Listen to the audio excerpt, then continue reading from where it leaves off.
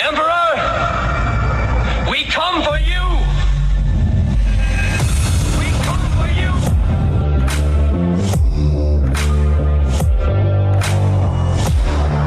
Did IQs just drop sharply while I was away? Long live the fighters!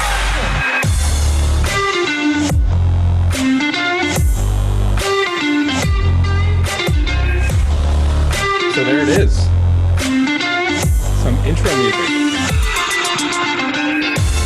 Kind of pull this back a little bit. I'd like to get your thoughts on that in just a second here.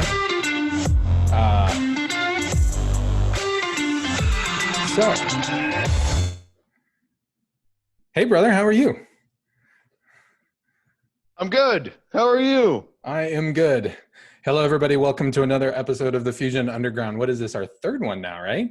Holy cow, it's happening. This is our third episode. I'm your host, Manuel Ramirez, and I'm joined, as always, with my co-host, Jason Moret. What's new with you? Oh, tired, sore, but another day, another dollar, and moving on. Yeah. What did you think about the music? You know, I'm digging it. Actually, it took me a little while. I was kind of grooving in my chair over here going, all right, let's yeah. Almost makes us sound legit. I think we might be sending the wrong message. Yeah. Almost legit. I hope we never actually ever get to be legit. No, I think that would probably be bad. I think we need a not snurdly and I'll have a copper microphone so I don't, you know. And we did. I didn't get anybody saying they wanted to be a snurdly. Oh, well, we'll have to send that message back out again. Yeah. Well, here we are, episode 3 of the Fusion Underground. For those of you who are just joining us, hopefully that's a few of you. Here at the Fusion Underground, what we try to do is we are trying to make sense of the world by having principled discussions about such topics as entertainment, current events, politics, and culture. Our mission, as we know it anyway, is to try to educate people to become critical thinkers so they can live more empowered and happier lives. You can actually find all of our content via our website at fusionunderground.net. We do have a YouTube channel. We are on BitChute. You can actually find all of our other podcast feeds off of Anchor, Breaker, Spotify, Google Podcasts, Public Radio. We're now on Stitcher. So if you do a search for Fusion Underground on Stitcher, you should find us, but all of those links are on our website. We also have a Facebook page. If you look for AZ Fusion Underground, you'll be able to find us on Facebook. We're posting everything out there as well. And you can catch us on Twitter. I did change the Twitter handle. I think I told you about it, right? Yeah, you told me about that, actually. That I changed the Twitter handle. So yeah. the Twitter handle, for those who were curious, was like Fusion Under. And that was just kind of weird. So I actually went out there and I was playing around with the Twitter handle, and I changed it to the FU Brothers. I thought that was kind of funny. Thinking of sending the wrong message. Oh, hey, it's just the initials, man. That's right. Yeah. No other reason for that at all. Exactly. No other reason whatsoever. So we got quite a bit of stuff on the show today. We do have our topic. Last week we talked about values and principles. We had kind of a lengthy conversation about that. This week we're going to be talking about are people inherently good, or are they inherently bad? Now this is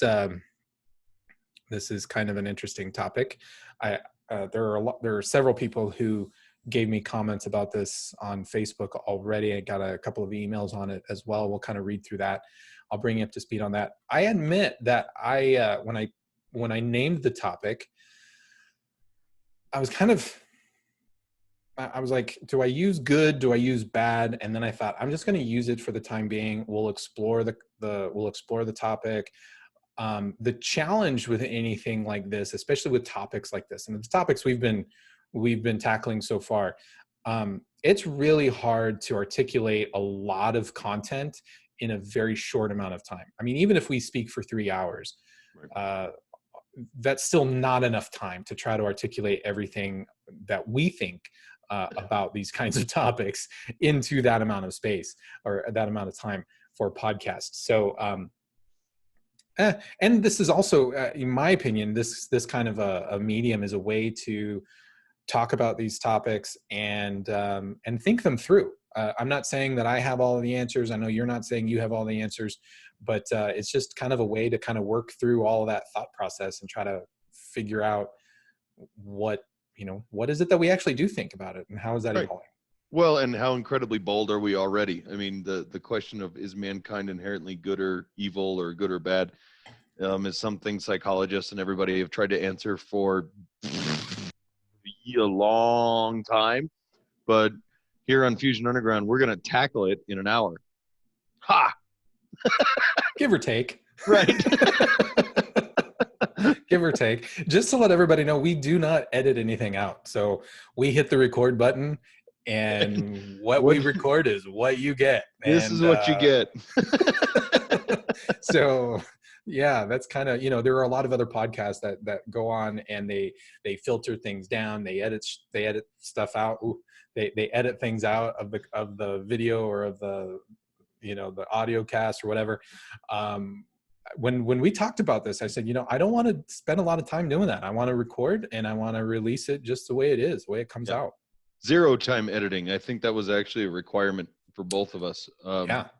Otherwise, we're going to spend more time working on it, and then it's going to become work, and then it's not fun, and you lose the conversation. Yeah. So full disclaimer, we try to keep this as clean as possible, but occasionally when we get worked up, there could be some language unintentionally dropped out there. So apologize for that ahead of time. There you go. We do try to curb that so that we don't, but it does happen. And I'm not saying this is a children's podcast at all by any stretch of the imagination.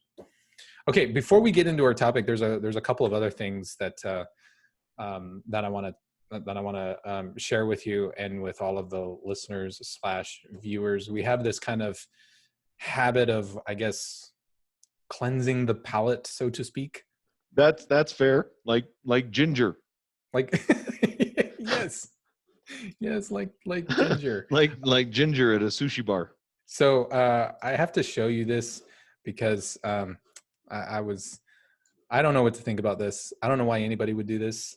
I'm actually going to turn the sound off on my screen because I don't know what is happening. So let me pause the share for just a second while I get all this set up. I know. Ooh. See, this is why we need a Snerdly. We need a Snerdly so they can do all of this, get all of this set up for us. But check this out. Okay, so let me resume the share. Hopefully you can see that. Huh. Yeah, right? Well, no, that's not fair. It started out with a Mass Effect backdrop that looked pretty BA, actually. Like Band of Brothers Mass Effect. That's what that is. And now we're into, oh God. Yeah. The biggest lips in the world. Oh my gosh, this poor woman. For anybody not seeing video of this lady looks like she got stung in the lips by a swarm of wasps. Yeah, many wasps. Her lips are gigantic. I mean, did she go to her doctor and say, please, I want you to make my lips look like a butthole? It seriously looks like a pig turned around. Like the only thing missing is the big curlicue tail out of her forehead. How do you even? I don't even know how you even eat, like drink, right?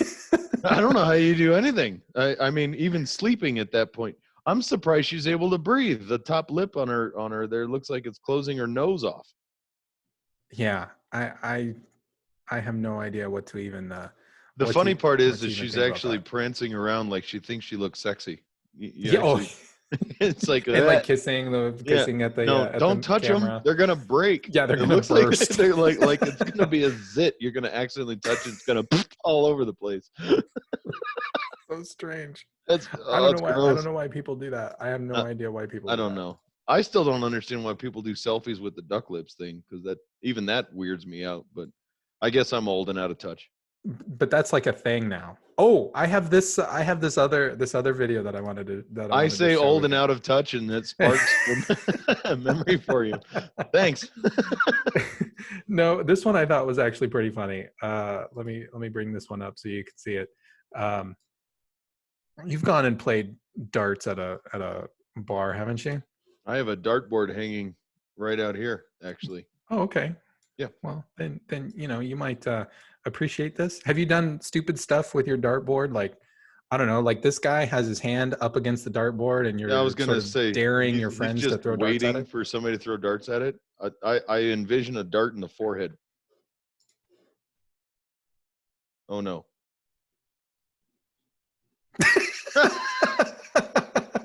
Well, I was right. Yeah. Yeah, you were right. You dummy. I love the not so bright look on his face too. Like he's like, "Hey, what happened?" Right. He has no idea that it even occurred. Yeah.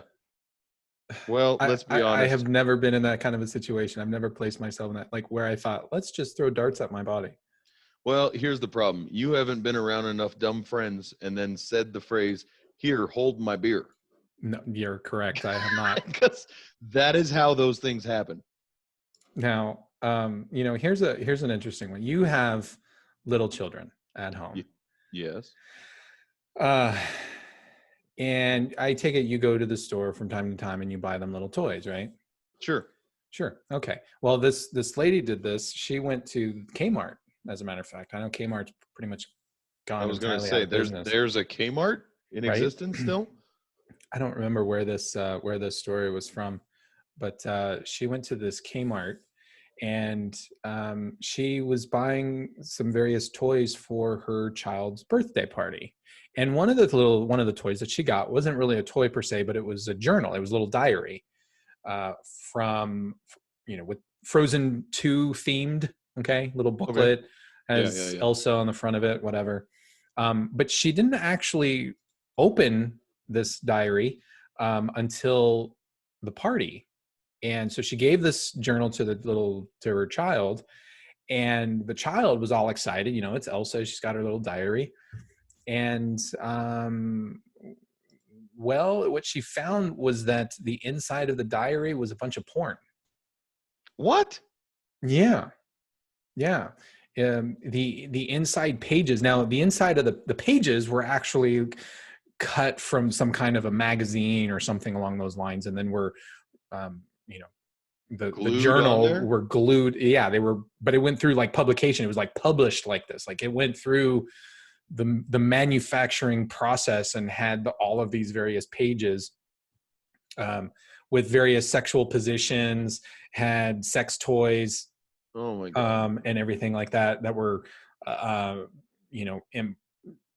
just part of the actual journal itself. When you were telling me this, I'm envisioning just somebody going through and actually, pulling this thing off a shelf and then pasting all the nasty stuff in there and putting it back on the shelf and something like that. I didn't think it was actually manufactured and distributed that way. Yeah. Kind of crazy, right? So be careful what you buy. Buy it off of Amazon instead. I mean, she did get it at Kmart. Well, so, I mean, it is Kmart. Kmart, Walmart, Target. I mean, I'm sorry. I'm kind of dumbfounded almost. There's got to be quality controls out there. Somebody fell asleep on the freaking line checking stuff out. That's just disturbing. Yeah. Very, very disturbing. So, I forgot to tell you, you're always making fun of me of all of my little technical gadgets and everything. And last week I was having some problems with my Wi-Fi, and yes, you were. This is so dumb. I was having some problems with my Wi-Fi. I couldn't actually connect to my modem. I was having problems with it. I was like, I don't know what's going on. So I rebooted my modem a couple of times, and then I changed. So I have two channels. I have a 5 gigahertz channel and a 2.4 right. Me channel. too. Mm-hmm. So the 2.4 channel, I couldn't connect to it. That was the one I was having the difficulty with. And so I decided in my infinite wisdom that I would go ahead and just, and I was thinking, well, did somebody get onto my Wi-Fi channel somehow? It did have a really easy password to break. So I thought, well, let me reboot it. Let me get on there if I can. I finally got on it. I thought, let me change the password to something that's complicated. Somebody's not going to be able to guess or crack or anything like that, because I have a password generator, et cetera, et cetera. So I changed the password.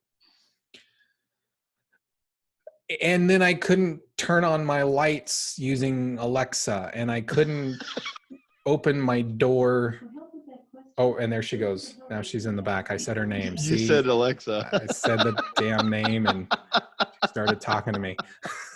I couldn't. So then I thought, like, the front door, the deadbolt, the batteries were dead, and I changed the batteries because it wouldn't work anymore. And I thought, well, and then I realized, oh, it's because it's on that 2.4 channel. And so I had to completely redo all of the stupid smart devices that were in my house. And that was like several hours. Yeah. Like, you don't do this stuff every day. So I couldn't remember. I'm like, I don't remember how the hell I set all this stuff up. So it was like searching the internet and trying to find the directions and trying to, oh yeah, I had an app for that. And I didn't realize that I had an app, and then I'm having to stupid. Stupid. We were watching, my wife and I were watching TV the other day, and it was something, this lady it was a commercial, comes home, says, I think it was Alexa or Osiris or whatever the heck some of these things are called anymore. Turn on or please ask the fridge to turn on the oven to whatever, right. And tell the dishwasher to start and make the kids lunch or whatever it is. You're just talking out loud to all your kitchen and telling it to go to work. And I said, our internet service up here in Flagstaff goes down all the time. If that were to happen, my luck, nothing would be able to turn on, and all the windows and doors would come open, and nobody'd be able to do anything because the one internet provider that's up here, had a problem. I'm like, this is why I use a key. I don't do the smart keys for my door. I don't have an Alexa or Cortana or anyone else in my house besides my family. Yeah, it's probably good that you don't. I know. And you keep asking me why I'm not connected more. Yeah, exactly. Oh, Jesus. Anyway, there's this one last story that I wanted to share with you. And maybe we sort of have a little, maybe two topics here, because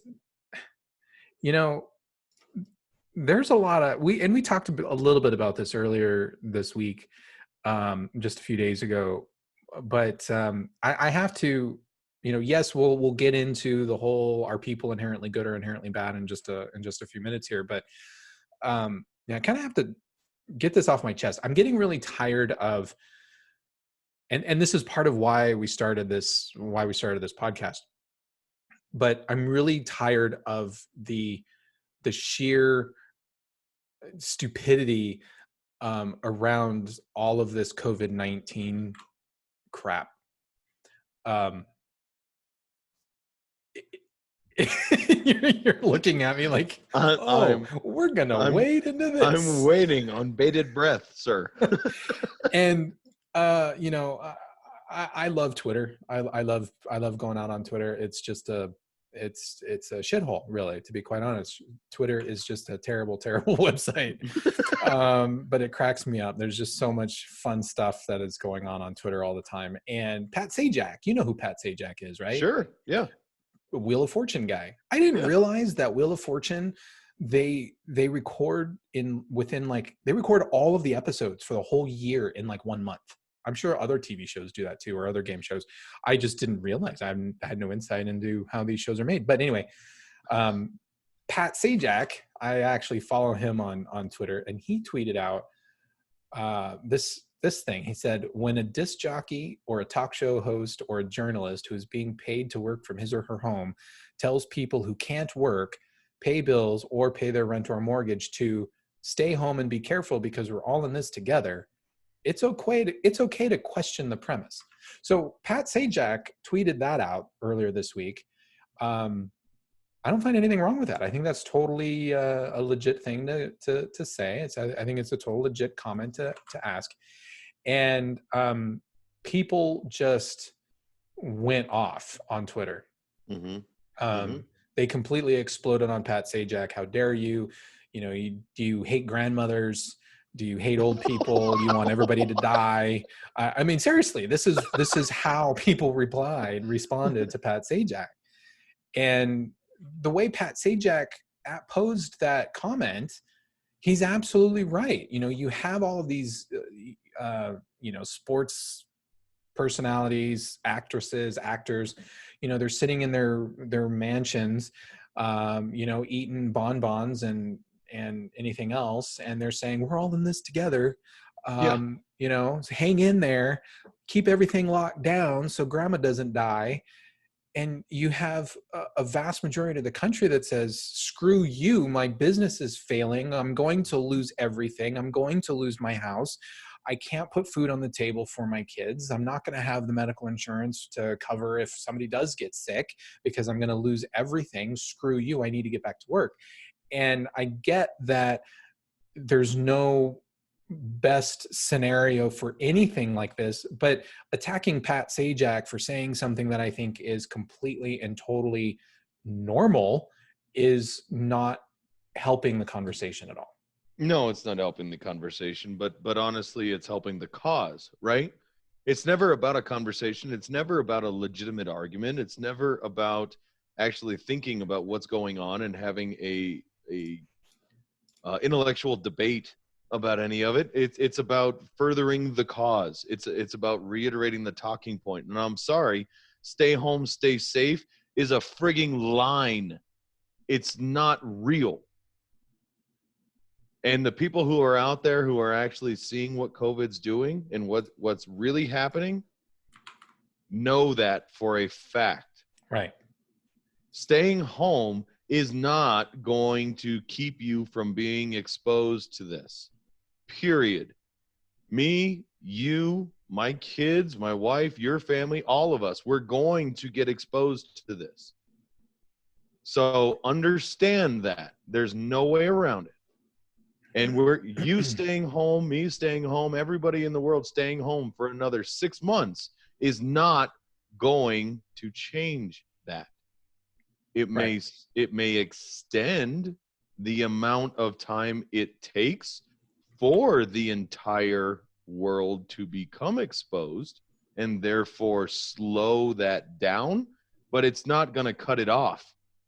It's just going to take what might have normally happened in about 4 to 5 months tops and stretch that out to about a year or more. Probably a good 18 months at this point. Well, and who knows? And it could have been awful. It could have been whatever. We don't know.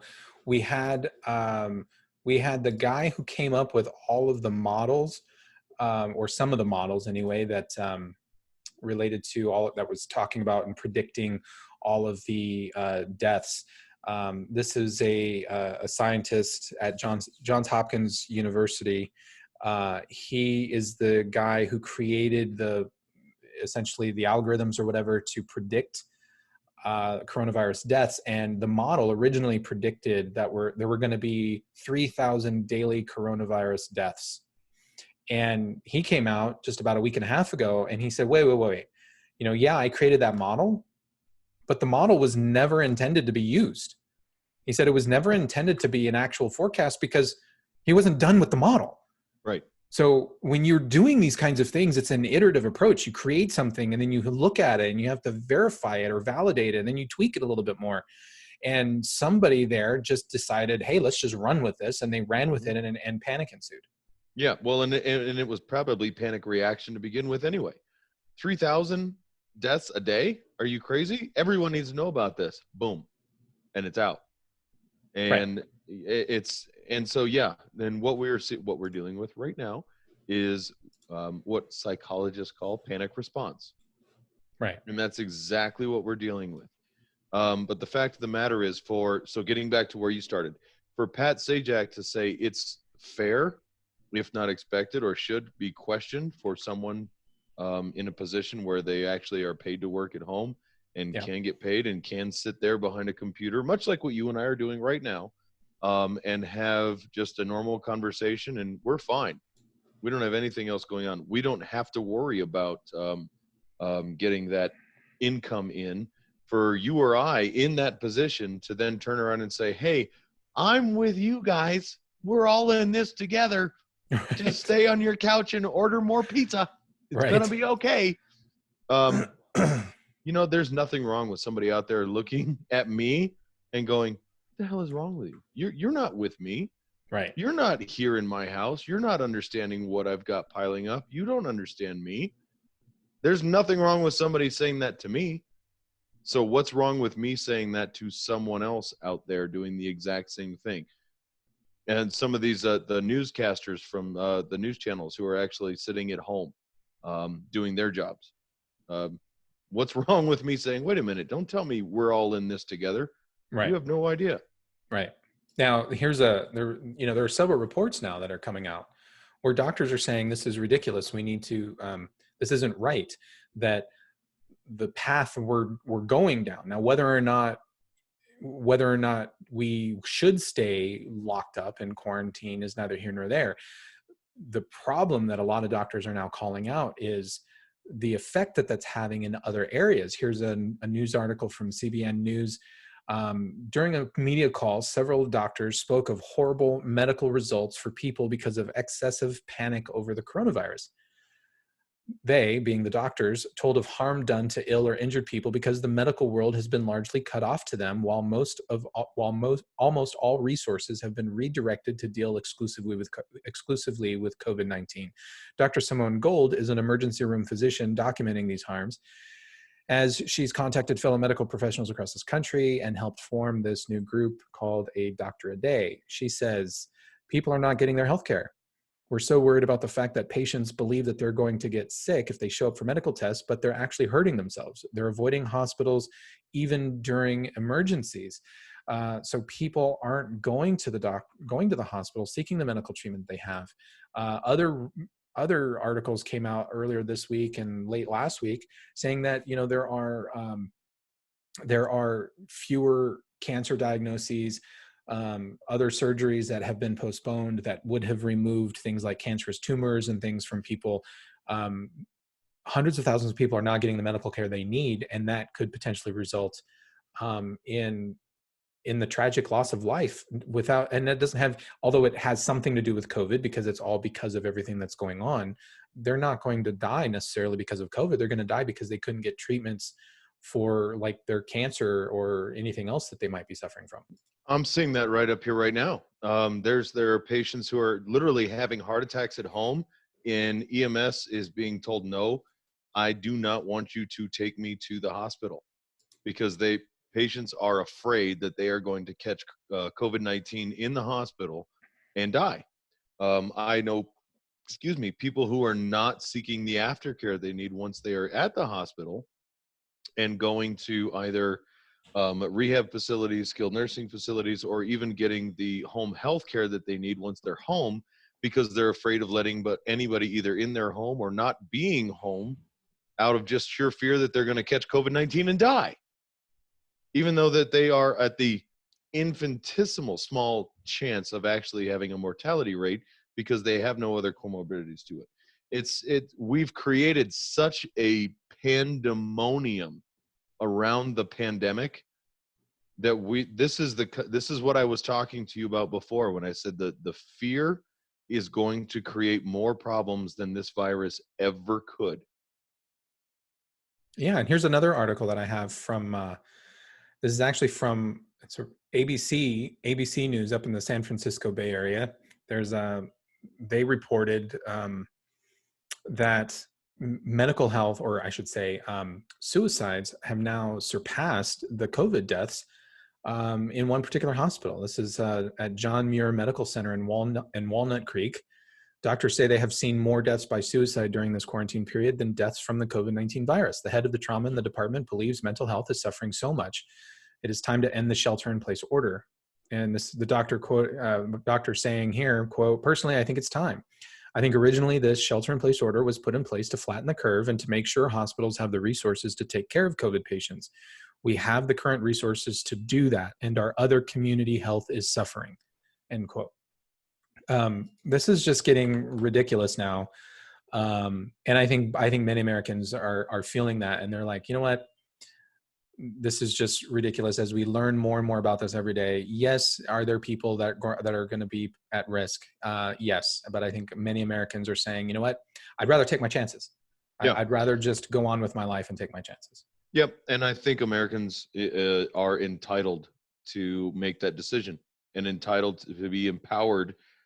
Give them the knowledge that they need. What are the risks involved? And make a decision for themselves. And I think most Americans are at the point now where they're going, look, this has gone way above and beyond what is normal or reasonable and prudent precautions.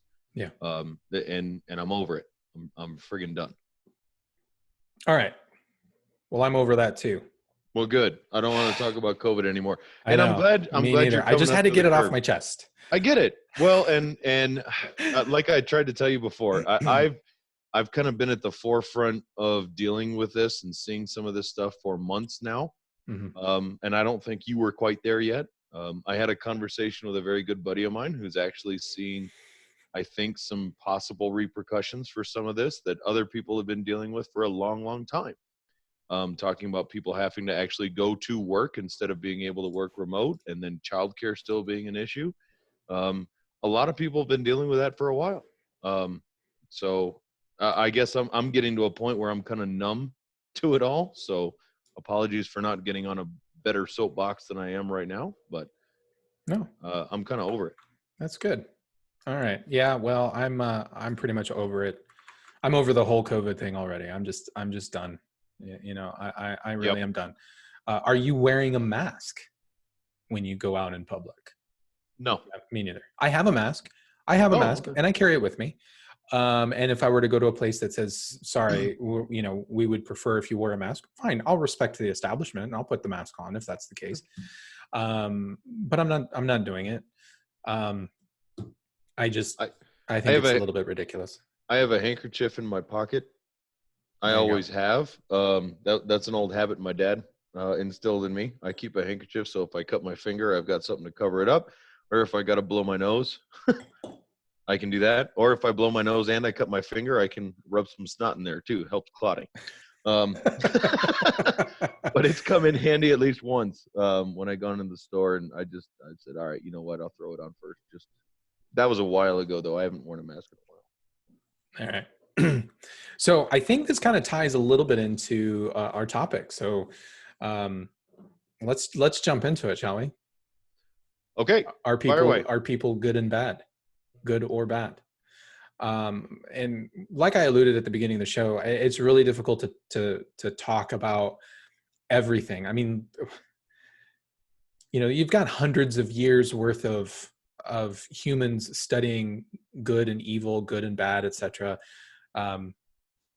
We don't know, even psychologists don't fully understand all of this kind of stuff, but I think it's interesting for even lay people to take a stab at it and say, well, what does it mean? And what does it mean to me?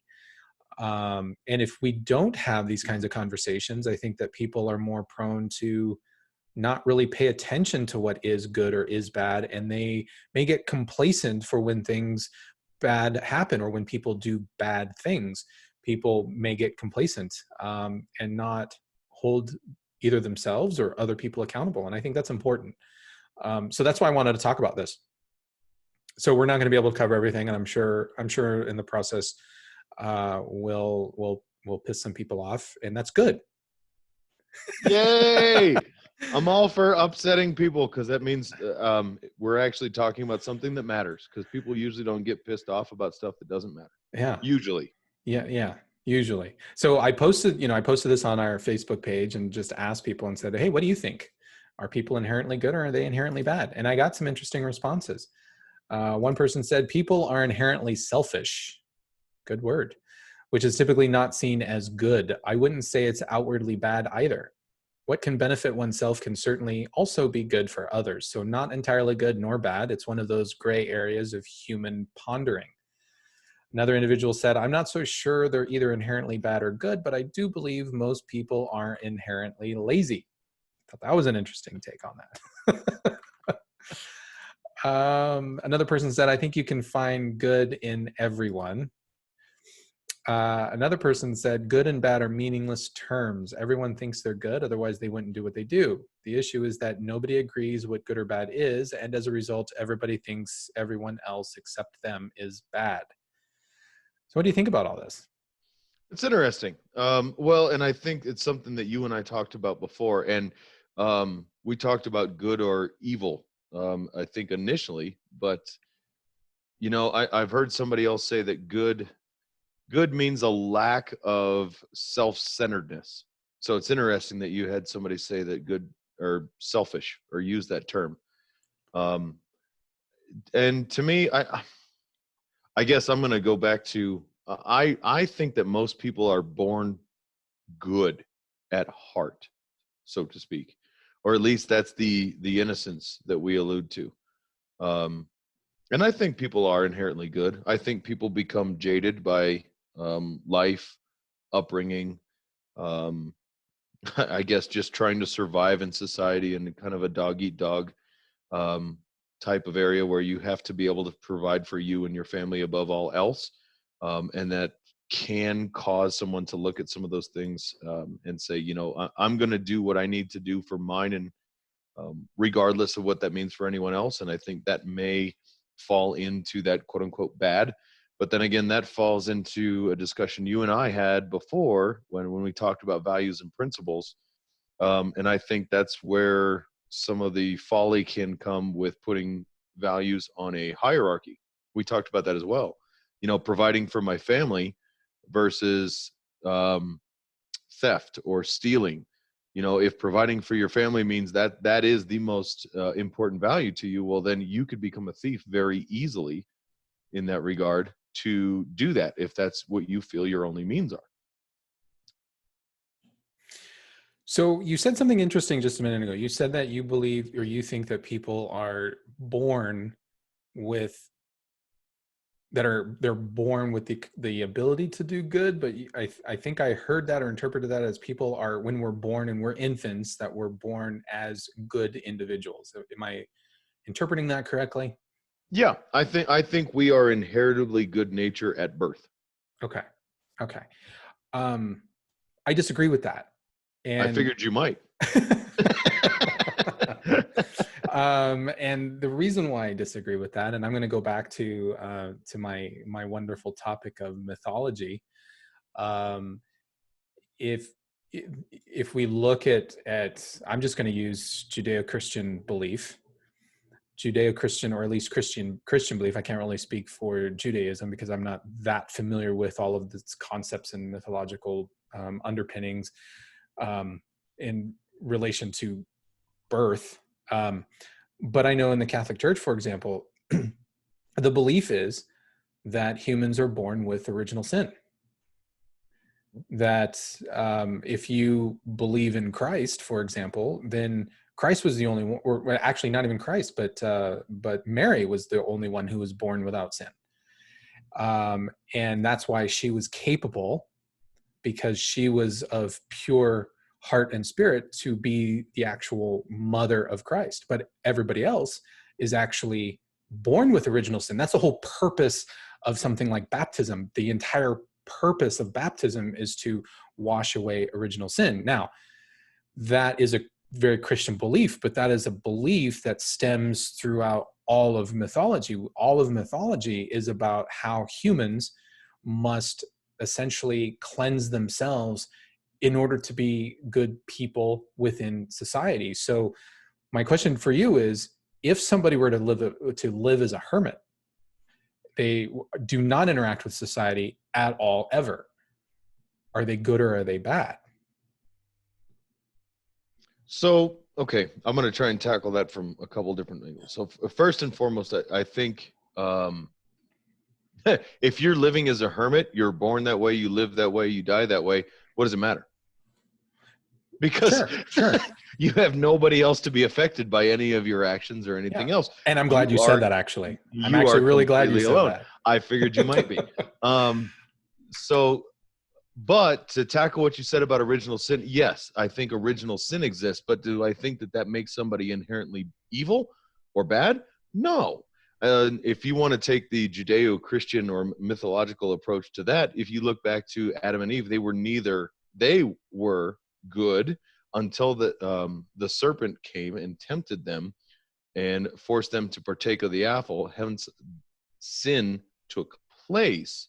Now, do I believe that original sin exists and that we must go through a ritual or a cleansing of sorts as a race to get that off of our conscience? Yes, but I look at that as almost the scale idea, that even though we are, I believe, good at heart, we can be tempted to do and partake and commit acts of sin. Absolutely. And those should be cleansed. So do I think that we are inherently good? Yes. Do I think that inherently good people can do bad things? Yes. So as I've been thinking about this particular topic, I felt that good and bad were not the right terms for me. And I still believe that people are inherently drawn to more negative results as opposed to good results. And so what I would do is, I think that the terms good and bad should probably be replaced with order and chaos. And the reason why I say that is for a couple of reasons. So when you look at it, when you look at mythology, right, the feminine she represents chaos, and man represents order. Yeah. And No, that is just a truism, right? That's not me making a value judgment. That is don't mythology. backpedal now. You're on it. Keep going. That is Don't tens of backpedal. thousands of years of mythological underpinnings, right? Women represent chaos, but they also, what is it that women do? Women give birth. They have the capability to produce life. And that is why they represent chaos, because that new life, when that new life is formed, the new life is full of infinite potential. That new child could become a doctor, a lawyer, an accountant, a janitor, a truck driver. It could be whatever. And that is a very chaotic state. It's not until that child begins to grow up and learn different things and begins to place order around their lives that they pick a path. But they have to eventually pick a path, and that life becomes much ordered. You look at a child, it's very chaotic. You have to know that. I mean, when you first have that child, it's nothing but chaos, right? Right. Crazy town. You're practically wanting to kill the child at times because you can't even imagine why this little human being, it's a good thing that they look cute, because otherwise you probably would kill them, right? That's how chaotic they actually are. That's how chaotic they truly are. But the other thing is, when we look around at the stuff that's around us, and we look at what our society is made of, we have running water, we have electricity, we have shelter. It's very easy for us to go get food at the grocery store. If you strip all of that away, what happens? Human nature starts to reveal itself. We are animals within this larger animal kingdom, and it'll become cutthroat. It'll become, you have people who want to survive. And so they turn against their fellow man. And we see that even in our modern day society, when people have their backs up against the wall, they don't come out being good individuals.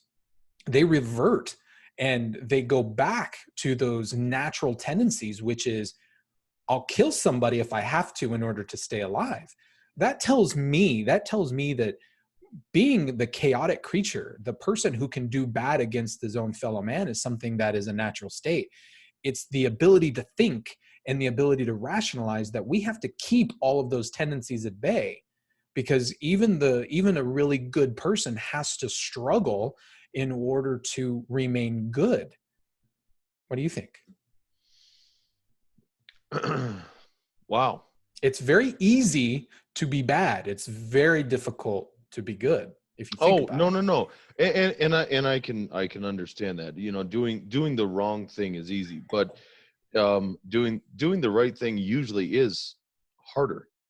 but that doesn't mean that's outside of our nature to want that. And I think that's a part of what I'm not going to disagree with a lot of what you said, but I'd like to at least change the focus for a second. Because even in the midst of all that chaos, let's just pretend the entire premise of what you said is 100% correct. We're not going to focus on the fact that any of the grocery stores or all that kind of stuff to be able to means to provide is been handed to us, and we've become accustomed to that. So stripping that away does feed that chaotic path, I believe. But let's just pretend. So we go to that chaotic nature. Everybody's just freaking out, trying to survive. Even in those moments, I believe everybody knows that what they are doing and how they are acting is wrong. And that, to me, is an inherent difference between what you're saying, which is chaos is the natural state. Because even in that spot where you might say it's easy, that doesn't make it feel right at heart. And to me, I think that speaking from the heart, that idea that's sitting well with you inside, you know that it is wrong. That tells me that that person, even though they go, look, they can justify it. They can do the mental gymnastics all they want to say, I did what I had to survive. Though they will still be plagued by the nightmares of whatever they had to do, because at their heart of heart, they know that that was wrong. And that's why I still believe, even though I understand what you're saying, I still believe people are inherently good. And so I don't think people would always know that what they're doing is wrong. In some situations, yes, I believe that's very apparent. When you have somebody who knows that they're not supposed to steal and then they steal anyway, it comes down to that entire dilemma. If you're stealing because you have to steal medication to give to your ailing wife who's dying of cancer, is it still wrong, right? I mean, that's this kind of typical ethical dilemma. Is it really wrong if you're doing it for the right reasons, et cetera, et cetera? Okay.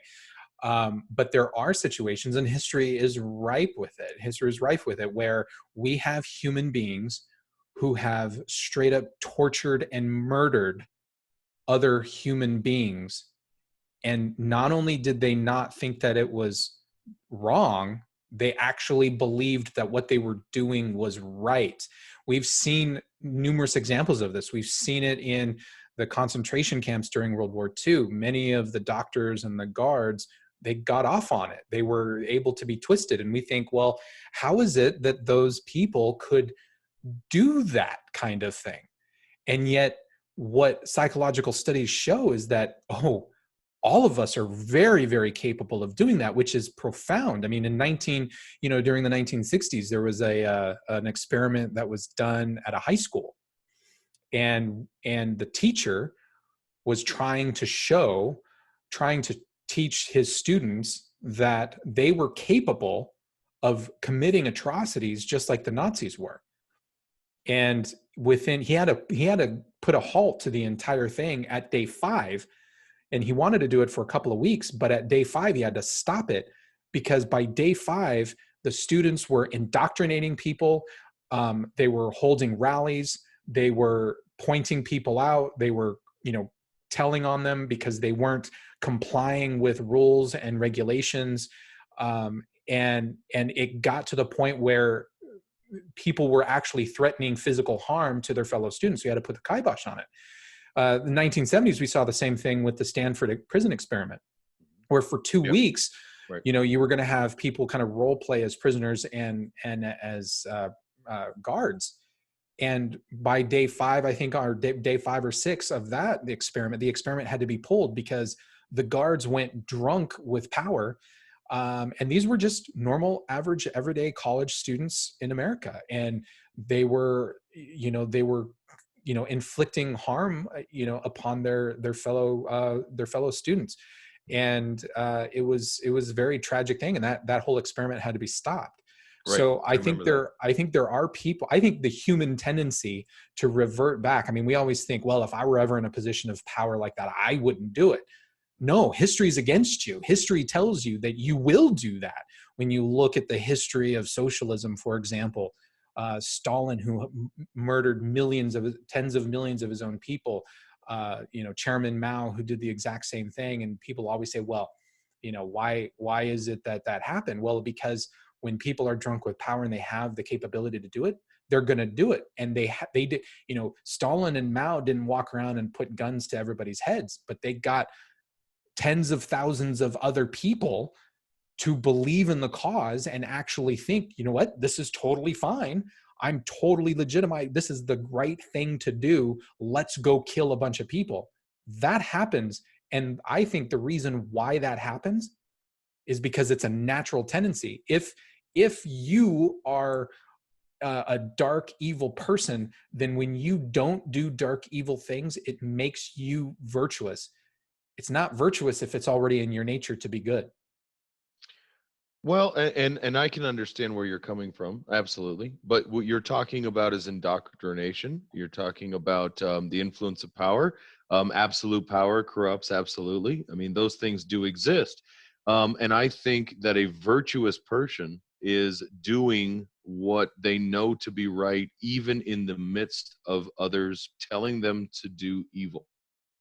So I understand exactly what you mean, but I don't agree. You're just going to leave it at that. Yeah. I disagree, so screw you. No, it's not a I disagree, so there. Here's the problem that you and I are going to have we're not going to come to an accord on this. I don't think we will. I don't think we will either. But I don't think we're supposed to. No, and nothing that's says we what have to. And I don't think it's going to be possible. I mean, I could sit here and quote, speaking of studies, psychologist, I think it was at Yale, actually did the study with the puppets and the shapes. Do you remember this one? Yeah. So actually taking babies and showing them puppets, which were shapes, different colors and different shapes. And of course, they had to change it up to remove variables as far as being, babies like the circle more than the square. But actually showing those puppets and shapes opposing or assisting another puppet up the hill. And consistently what they saw is that after the shapes that actually the puppets that helped the other ones up the hill, they would gravitate towards those. The ones that opposed them and held that other one back, they didn't want anything to do with. Now, we take that all the way back to an infancy stage.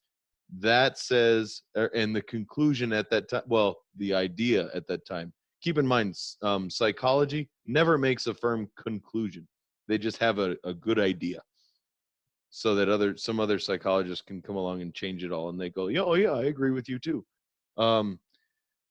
But anyway, they said that was the idea that they got from that was, inherently, at least at our infancy stage, we have a good-hearted nature inbred.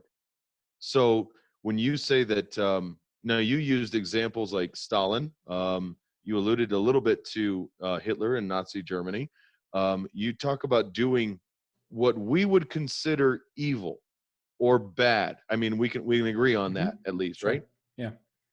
They didn't use chaos to do that.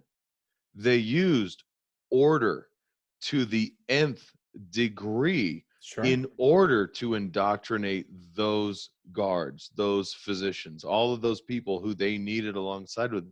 It was order at its purest form that they used to actually indoctrinate people into that idea. Well, and I would agree, because I think that there is evil and good that can be done in the name of order, and there's good and evil that can be done in the name of chaos. And I think that those are different. I think good and evil are different constructs than order and chaos. As far as the infant experiment, it's very, very difficult to derive any kind of conclusions from infantile behavior with relation to good or evil concepts. One, because they don't even understand the language. Two, there could be other variables for them gravitating to one thing or another. And three, babies are dumb. They have an IQ of like -2. So, they're not rational thinking beings. They're completely driven by other things. It's why babies, when they're first born, infants, everything that they perceive the world with their mouths. everything is about their mouths. They can't even use their bodies appropriately. Their brains haven't even are still in the forming phase. So to try to, I think it's I think it's very challenging to try to show any kind of good or evil study using infants, because they don't even understand the concepts, and they have to be presented.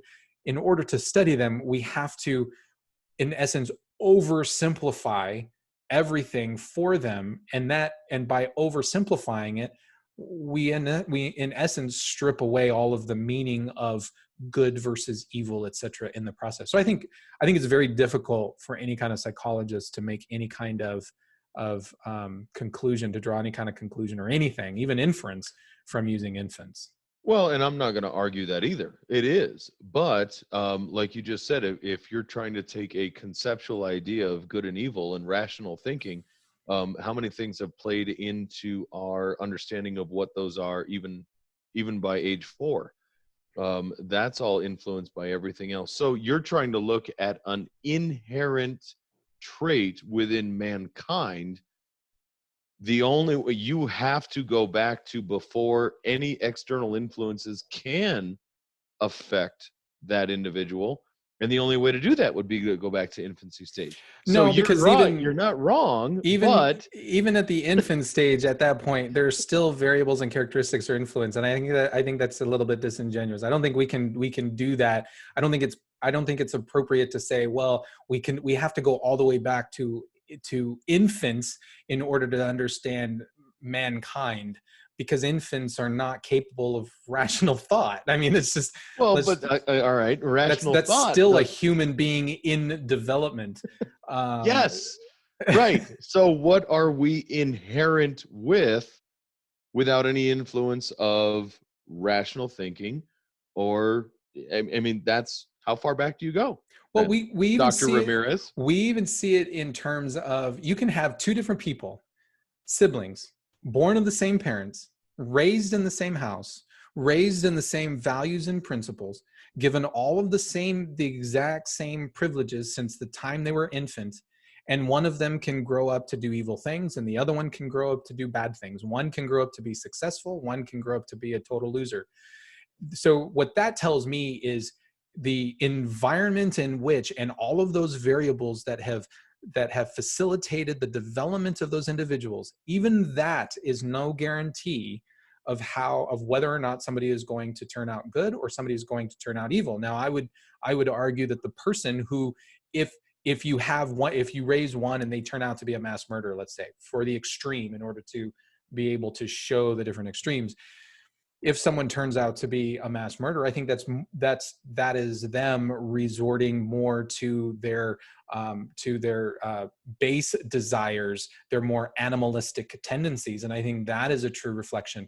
The sibling who grows up to be successful and a contributing member of society, they might have to constantly be battling against those forces of chaos in order to become an actual good person. I think if we don't accept the fact that we are bad by nature, I think that it kind of makes being good, who cares? If we are inherently good, then being good is like, well, who cares? That's who you are anyway. Who cares?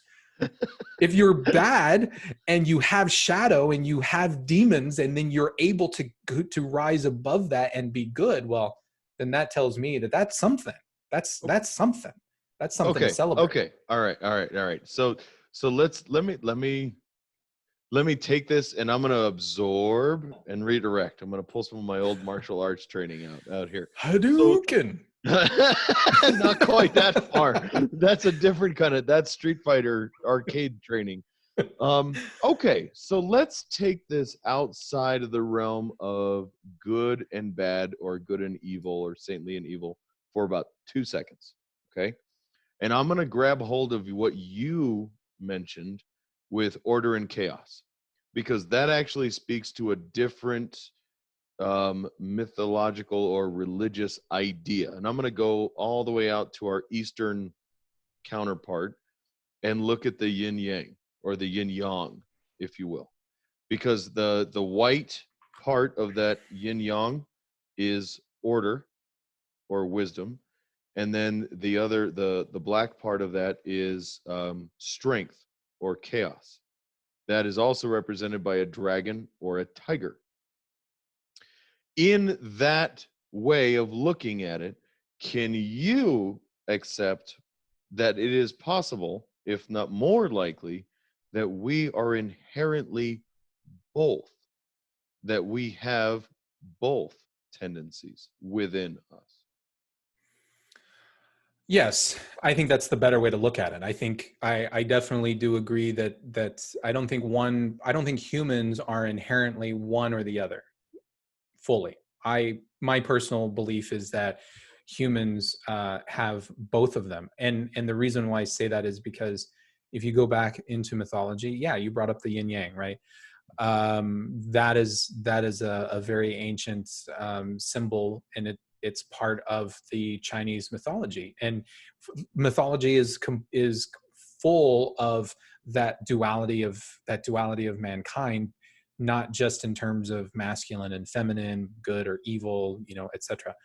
In a number of different types of ways is man, have that duality within them. So yes, I would agree with that. Okay, because I do believe more that there's a dual-natured part of mankind. And it's interesting, you brought up raising kids.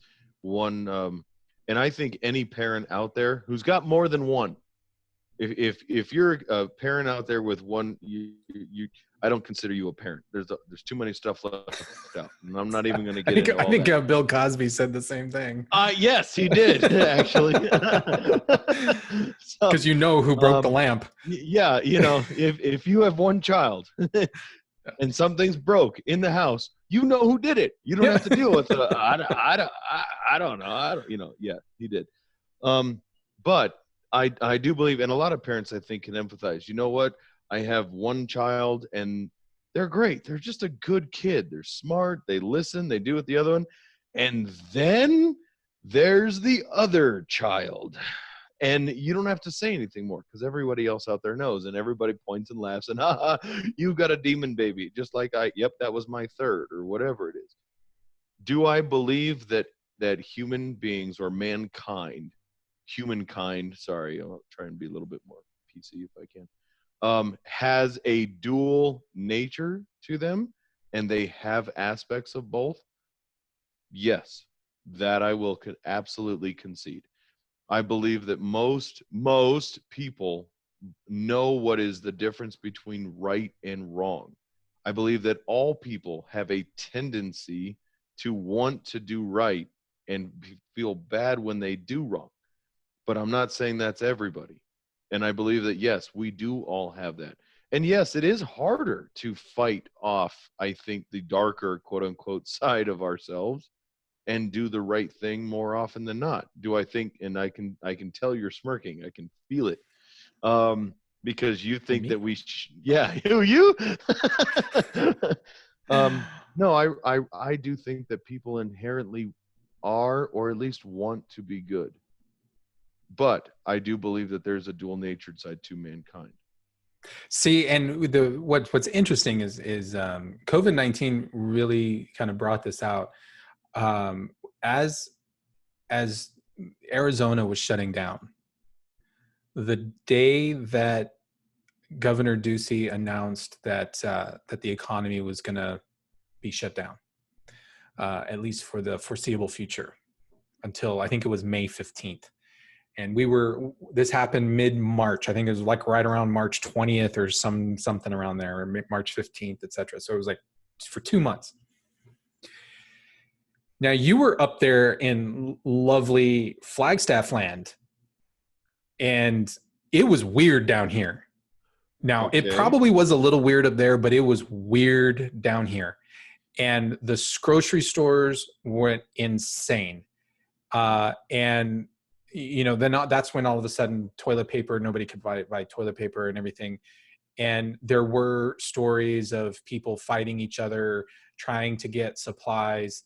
And it was essentially at that point, it was like you could feel the structure of society was cracking, and people were just like, I I don't give an F about anybody around me. It's all about me. It's all about me. And I don't care. And gloves are off. The cops can't be everywhere all at the same time.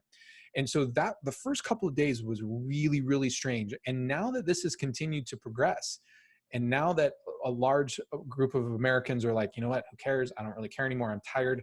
I'm tired of all this nonsense. We still have a vast majority of the country that is still calling the cops on their neighbors, that because people went out of their house. They're doing the exact same things that happened during, and I will draw the parallel. We have the exact same thing where people during Nazi Germany were calling the state to tell on their neighbors.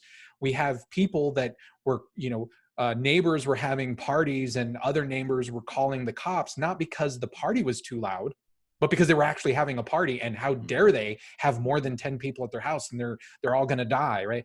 And they're doing the wrong thing. And so I'm going to lash out and I'm going to attack at, my fellow man and my fellow Americans and tell them how wrong they are. You have Karens out on the street yelling at one another, yelling at people, telling them to, social distance and wear masks, and, getting in people's faces and screaming and yelling at people because they're not doing what they're supposed to be doing. You have people that are literally going almost insane, and they're reverting. They're not telling their fellow men or men and women, they're not telling their neighbors in ways that are constructive and hoping to offer guidance. They're lashing out in survival mode. Yep. Now I have you. No. So when this, now keep in mind, by the time that the governors shut down the economy, I was already home. I mean, we had already we were a couple weeks ahead of that. So even up here in rural Flagstaff, and compared to the urban metropolis that is the Phoenix Greater Populous Cancer area of Arizona. Now, keep one thing in mind, though. Yes, there is about 10 times the amount of people in your area than there are up here. Sure. There's also about 30 times the amount of resources. How many grocery stores are up here? 4 total, all of town. So, yeah. Were they coming unhinged too? Surprisingly, they were crowded, but not crazy. And I go back to my theory, actually, that the concrete jungle that is the Phoenix cancer makes people crazy. Because y'all acted like a bunch of freaking hoodlums down there. And up here, everybody's like, excuse me, I saw the toilet paper first. It's in my hands. Mm-hmm. Well, fine. That's about the extent of what I think most of it was. Actually, the biggest problem we had is a bunch of people being drunk. Because while everything else shut down, we had they emptied out the jails up here a couple weeks after this whole thing shut down. They let people out of jail. No cars, no way to get home, no money, nothing's open. Guess what? They found alcohol and they went out and fought each other in the parking lot. Guess what happened? Back in jail you go. We had more people get picked up for drunken fights in parking lots in the first week. Now, back to your original story about the dartboard, the guy, drunk, putting his hand up on the dartboard. Yeah, that's going to happen. You get dumb people around and say, here, hold my beer. But does that mean I think that people are inherently evil-natured? No.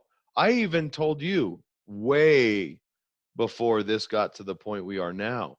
I said the problem with pandemics like this is that this kind of pandemonium will cause rational thinking people to act irrationally in the name of doing what they feel they have to. I made the reference to you. If I like to consider myself a fairly upright citizen, and I like to think rationally as best I can, but I am also a husband and a father, and I guarantee you, I will find a way to provide for my family, no matter what. See, you're proving my point. Ah, am I? You are saying, again, now this is a values and principles discussion, because this is Sure. the only time where I've said, If you had to kill another human being in order to in order to get toilet paper for your family, would you? toilet paper? No. Okay. At least we know where you draw the line. I draw the line there. But that's where do we place that value on the hierarchy? Sure, and I know you're sure. against the hierarchy all over, but this comes into play, and this is a perfect example. Do I place that value of providing for my family above stealing from my neighbor? Because they may have what I need and I can't get it anywhere else. And what if your neighbor needs it more than your family? Yeah, and that becomes a very big moral dilemma. Right. That is a very big moral dilemma. Luckily for me, I can still go to the grocery store. I need to worry about all that because Right, there's a bunch of right. hunky. Right. And that's Horse good for pucky. that's good for us that we don't have to make those decisions. Yes. Right. But my thing is, I think people should think about it. And here's the other thing that I think is very dangerous if we just want to assume that people are inherently good. Okay. Okay. If we assume that people are inherently good, then there is no reason why we should not give more power to the federal government. Because if people are inherently good, then the people that we send to Washington or to the State House, to the Capitol building, they should do good. And yet history has shown time and time again that the more power and size to the government that you give it, the more evil that kind of situation becomes. And it's not run by hippopotamuses. It's not run by bald eagles. It's run by humans. Humans run that show. And the more power that you give to those humans, and the more that government continues to eke away at people's liberties, then if people were inherently good, then everybody that we send to Washington should do good. And they don't. And I think it's dangerous if we think that people are inherently good. I think it's a caution if we pursue life that, you know what, people are inherently bad, or they may strive to do good, but given the opportunity for them to do bad, they're gonna do it because it's easy and they're gonna revert back to that. Then that's a reason why I should take precautions to protect my own life, to protect my own family, and I should pay damn attention to who I actually elect and when I decide to give more power to a government that can basically do whatever it wants to me. And I agree with the latter part of that, all of that, to a point. I just cannot sleep at night thinking that people are inherently bad. It doesn't matter whether or not you can sleep or not. You know, the reality continues on without you, whether you can sleep or not. It's going to continue to be real. Yep. No, and again, I will absolutely believe that human or mankind has a dual nature, and we have both of those. And I do believe that doing the right thing is sometimes harder. That doesn't mean it makes it wrong, or it doesn't mean it means we're lashing out against what we are inherently built to do. I still don't believe that we are inherently evil by nature. Do I think that evil is placed in front of us and very easy to obtain? Yes. Do I think we should guard ourselves against the evil done by others? Absolutely. That's why I am a Second Amendment loving guy. Do I believe that we should guard against the pursuit of the insidious? Absolutely. But that doesn't mean that I'm going to assume that mankind as a whole is inherently evil by nature. Just so that you can sleep well at night. Just because I just want to make know it pisses you off. It makes it so that you can sleep at night. Because if mankind were inherently good, then there would be no reason to have a lock on your front door, and there would be no reason to carry a 45. There would be no reason to to have police officers. No, because you're making the assumption that just because mankind is good, If you were to believe that mankind was inherently good, and that would mean that evil could not happen. That's not what I'm saying. Just because I believe that mankind is good natured, that does not mean evil cannot happen. There's no such thing as an absolute when it comes to that, and I think that's I agree with that. the folly of the logic and trying to say that just because mankind is inherently good natured doesn't mean evil will never happen. Absolutely not. If that No, were the case, the devil would have no place in the world, and he absolutely does. I think it's easier. I think it's better to assume that, yes, I believe, like you said, I believe that humans have the dual nature of good and evil. But knowing the fact that if that is the case, I think it is better to guard against the evil that exists in mankind than to convince myself that people are inherently good so that I can sleep better at night. No, Because that darkness is then that we just kind of we run the risk. I'm not saying that you are, but we run the risk of not paying attention to the evil in man. And we run the risk of saying, you know what, government, I will be happy to give you more power because I want you to get involved in his life more, but don't get involved in my life. But the truth of the reality is they're going to get involved in my life just the same. So I think we have to, I think it as a word of caution, recognize good and evil exists in both in people, but you better damn well be sure that you are aware that that evil exists and don't lose sight of it. Because if you lose sight of it, then you put yourself at risk and you put your family at risk and you put your neighbors at risk. If you just decide everybody is good, everybody is inherently good because so I'm going to just live my life. That's kind of a self-delusional way to live. No, that's complete naivete, and I am not going to defend that position in any way, shape, or form. Not even close. Actually, I live by the idea that one of my firearms instructor told me. Oh, I'd love to have him on the show sometime. We'll have to do that. Which said, know your exits in every establishment you frequent. Know where your exits are, and have a plan to kill everyone you meet. No, he didn't say go out and commit mass homicide. What he's saying is you never know who you might come across or who you might meet in any place. Have a plan. Always be prepared for the worst and rejoice in the fact that you never have to do that, but be prepared for it, which is, I guess, what you're talking, or it alludes kind of to what you're talking about. Always be prepared for the worst. Lock your doors, keep your keys to your car. You know what? If you are a gun-toting American, carry your gun, and hopefully you carry it the rest of your life and never have to discharge it, but have it. Yeah. There's something else that I think is really interesting. We talked about that tendency to recognize good, or I should say that order and that chaos within human beings. And I think there's a way to see what that person might be like. There are a lot of psychological studies that trace connections between a person's psyche and the environment in which they live and operate in.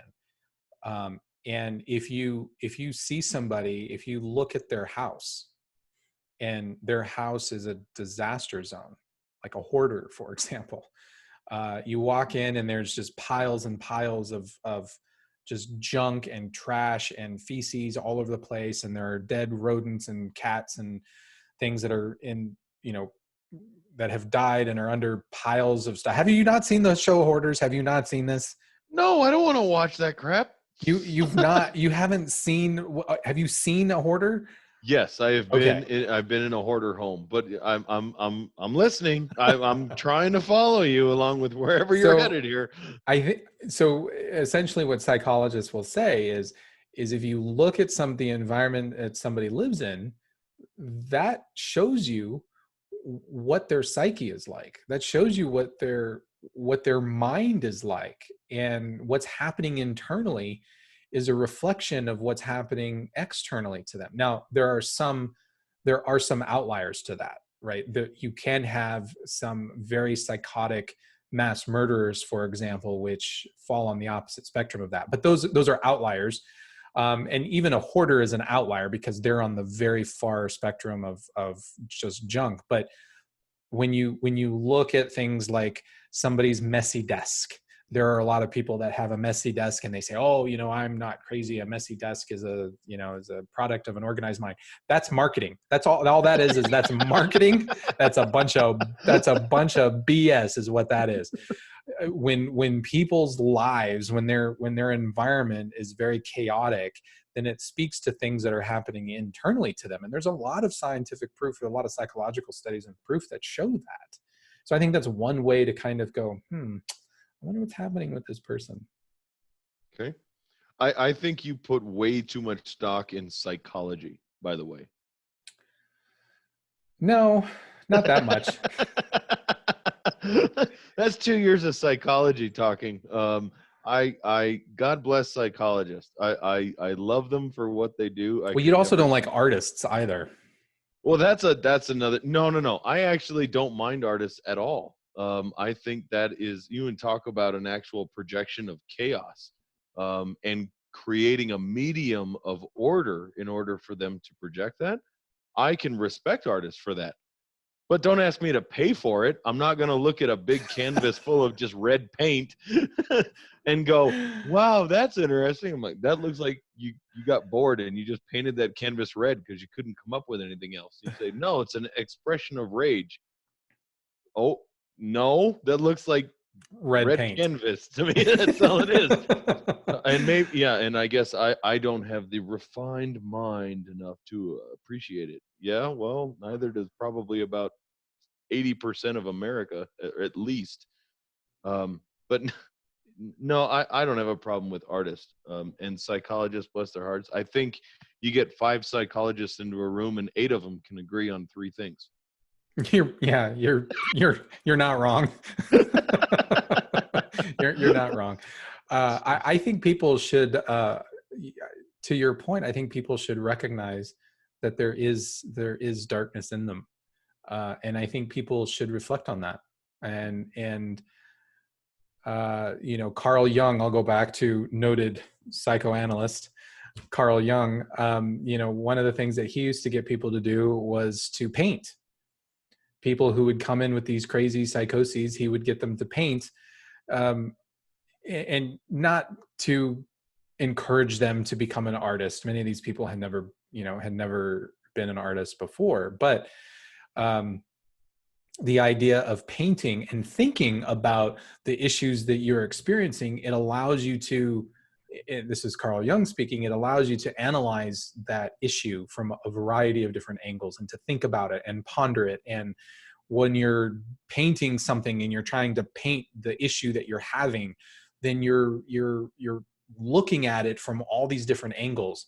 Now, you don't have to just paint to do that. You can write and journal. Mm-hmm. There are different... It's free association writing, I think. That's and you think about all of those things that are driving you nuts, and you analyze it, and it lets you kind of order your thought process and get your thinking down, right? And so that you think about the problem from all these different angles, and it's helpful. And I think people should find time to kind of analyze that about themselves, because if they don't do that, then I think many people are going to struggle with certain things. They're going to struggle with what it is that they like, what it is that they don't like.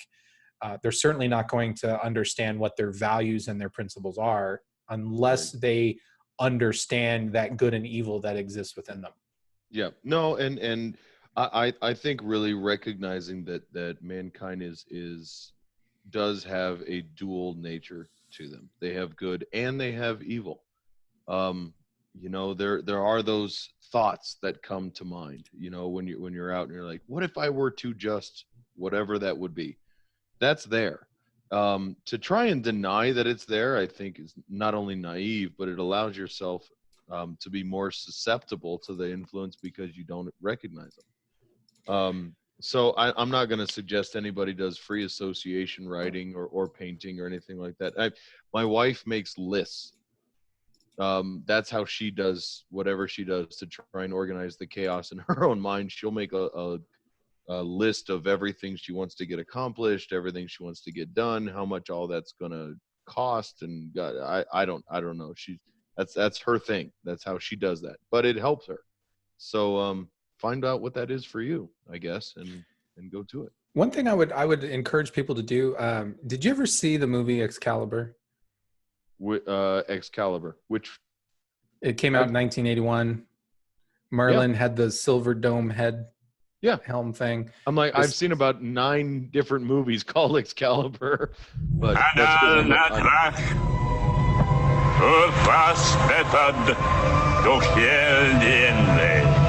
damn straight.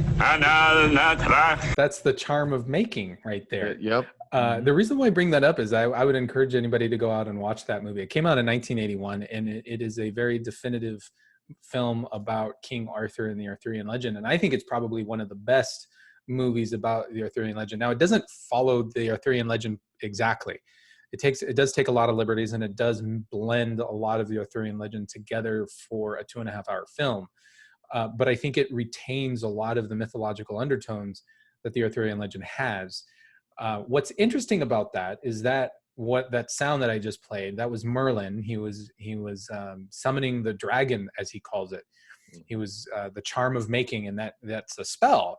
And in chanting that, he summons the dragon. And what the dragon is the dragon is the quintessential element of chaos, because it's from that dragon that now it's from chaos that all things are possible. That magic, right? Magic is nothing but pure potential. You can do anything you want with magic. And so that manifests as the dragon. And I would encourage people to go and watch that movie again. But what's interesting about that film is the triumvirate part of King Arthur, Guinevere, and Lancelot. And I think too often people look at those characters as being 3 separate people. And in reality, they're really all symbols of a singular person. You have Guinevere, which is the feminine, and Arthur, Guinevere being not only the queen, but the feminine. She's also a symbol of chaos, of pure potential. She's the life maker, the person who brings life into the world. But Arthur, as king, right, he organized and ordered all of Britain, because at the time it was fractured and there was like 30 or 50 different kings throughout the land, and Arthur united the country under his own banner. So he's the quintessential godlike figure, masculine figure of order. But then you have Lancelot, who's a really interesting character because he represents pure values and principles. He was the best of all of the knights and everything. And when Lancelot has an affair with Guinevere, it's not so much that he had this sexual encounter with the queen, more so that the Lancelot character, the overall Arthurian legend character, has violated his own values and principles and succumbed to chaos and has allowed chaos back into his life. And as a result of that, the land becomes fractured and King Arthur falls ill because he disregards all of his values and principles, and the land needs to be healed. And thus the Sir Galahad and Sir Bors and Sir Percival, they go out and they try to find the Holy Grail, right? And then the idea being that it is the cup of Christ that heals you. And then from then, King Arthur is healed, which in the original Arthurian legend was the Fisher King, but now he's healed and the land is healed and everything. So I challenge everybody, go watch that movie. It really speaks to, I think, what we're talking about in terms of order and chaos and good and evil and all of that thing. And you're laughing at me. I am laughing at you. You're careful. You cover yourself. Your inner nerd is showing. It's a great movie. It really is a great movie. It was a great movie. Well, and I spoke earlier about the yin and yang, right? Order and chaos, wisdom and strength. If you look at some of the very earliest depictions of that symbol, they're in the very center where those two meet is a opaque pearl. Do you know what that is? The opaque pearl. Yeah, right in the middle of that yin yang. I don't think so. Yep. So right in the middle of that, there's a pearl which represents our state of perfection, where order and chaos meet in perfect harmony. Strength and wisdom unite in perfect symbiosis.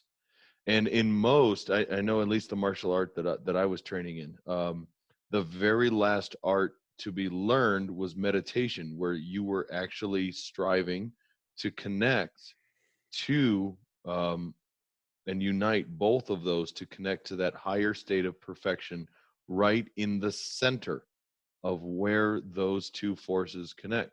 And I think that speaks to what we're talking about, that order and chaos exist within us, good and evil. It's understanding both of those to find true harmony within. That's where we can strive to reach that perfection. Good stuff. Good stuff. I think we kind of talked about this to death. What do you Did think? we? I think so. Did we come to an accord? I mean, No, I know I don't we were think we gonna. came to accord at No, all. I don't think we. And we kind of knew about that going into this. I think we I didn't both, expect to knew actually to nail this out in however long it took us to talk about it. Mankind's been debating this for years and years and years. So, Well, okay. Well, do you have any parting thoughts or? So for actually, folks? this is twice we've come across some pretty in-depth topics, and I hope nobody out there listening to us really thinks that we have all the answers. What I'd really like to hope for is that we're just setting people up to really think about these things on their own and come to their own conclusions, and actually just take these topics apart on their own and really do their own rational thinking analysis for themselves. I hope we're doing at least that. I agree. And by all means, let us know what you think. You can send emails to the show at contact@fusionunderground.net. That's right? fusionunderground.net. It better be. I hope so. Okay. You can also post on our Facebook page on just anytime if you have any kind of topic you wanna kick around or share your opinion. You can always post there. This show will be airing on Tuesday, whatever date that is. What is that? The 26th. So this will be dropped. So by the time you're listening to this will be the 26th. But you can always find us on Facebook. Send us your comments. Send us emails at, again, contact@fusionunderground.net. And for Jason Moret, the Twitter handle, the FU Brothers on Twitter. You can find us there. You can follow us and let us know. And hey, you know what? Like the show. If you're listening to us and watching us on YouTube, please like the show. That helps just draw more people. More people will be able to find it naturally if you like it. Like us on Stitcher or wherever else you might find the podcast. We greatly appreciate it. We're not getting paid to do any of this. No way. We're doing it just because we are just having a blast doing it. So like the show, it lets other people find it. And definitely spread the word about it. Share it with your friends, your family members. And we welcome any and all hate mail. Love hate mail. Yeah, as we collect it, we'll probably do an episode where we'll just read all of the emails that we get. So ask questions or anything like that. We'll talk about the emails and comments on the show and on future episodes. And I think that's it for Jason Moret. I'm Manuel Ramirez, and you've been listening to the Fusion Underground. Thanks for listening, everybody. Take care.